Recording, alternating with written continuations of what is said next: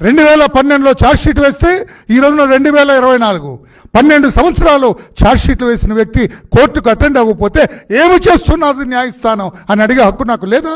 భారతీయ పౌరుడిగా అడగకూడదా? నేను భారతీయ పౌరుడిగా అడుగుతూ ఉన్నాను. నేను లీవ్ అసైడ్ పాలిటిక్స్. ఒక న్యాయశాస్త్రం చదివిన వ్యక్తిగా, ఒక బిఎల్ డిగ్రీ ఉన్న వ్యక్తిగా,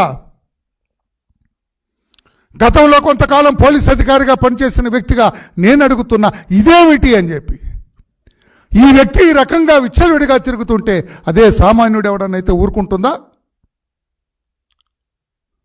సామాన్యుడు ఈ రకంగా 12 ఏళ్ళు విచారణకు రాకుండా కళ్ళ ముందు తిరుగుతూ మన ముందే ఉంటూ ముఖ్యమంత్రిగా ఉంటే ఎక్కడన్నా ఉందండి? చట్టంలో ఏమైనా ఉందా? నాకు తెలిసి, నాకున్న కొద్ది పరిజ్ఞానంతో లేదు ముఖ్యమంత్రికి ఈ రకంగా ఇవ్వాలని, రాయితీలు ఇవ్వాలని.